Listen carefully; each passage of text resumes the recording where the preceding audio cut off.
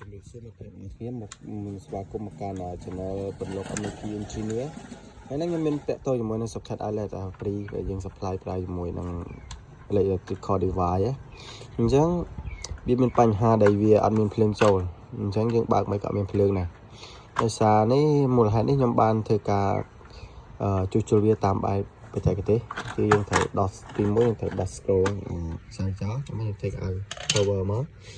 ហើយយើងត្រូវ check វា step អញ្ចឹងយើងមើលទៅវាមាន3ខ្សែខ្សែ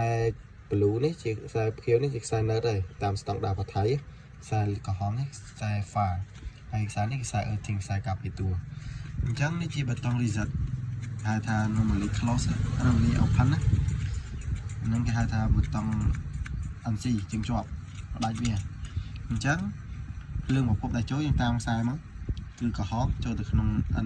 បេតុងនេះហើយពណ៌ខៀវ direct ចូល far អត់ចូល nerd ហៅថា neutral direct មកនេះហើយកដាលនេះវាយកខុសខ្សែសងដានថាវាអត់ដាក់ចេះវាទៅយកខ្សែនៅតួនេះដាក់នៅកដាលវិញដល់នោះថាខ្សែកាប់ពីតួហើយយើងឆៃទៅអានេះគឺខ្សែ meter ហើយវាប៉ះ far នឹងនៅជាប់ direct ដើម្បីថ្លឹងតង់ឆុងរង្វោះ voltage វាសួររបស់វាអញ្ចឹងហើយយើងមើលថាវាមានបញ្ហាអីយើងតាមមកខ្ញុំទៅចែកឃើញថានៅមានបញ្ហា short current ណាគឺវាមានផ្ទុះកន្លែងជើងនេះជើងដែលយើងធ្វើការប្រើសម្រាប់សារហ្នឹងគឺវាមានការដាច់ដោយសារបន្ទុកនៃcurrent របស់យើងណាcurrent របស់យើងគឺយើងប្រើទៅវាលើសបន្ទុកដែលសំណល់នឹងធន់ទី1ទី2វាក្តៅខ្លាំងទី3វាធ្វើឲ្យមានបន្ទុកធំហ្នឹងដែលក្តៅហ្នឹង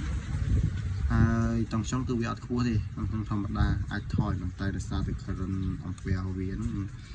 ជាមួយនឹង resistance ដែលនៅក្នុងខ្សែវាតូចពេកធ្វើឲ្យមានបញ្ហាឆេះចឹងទៅ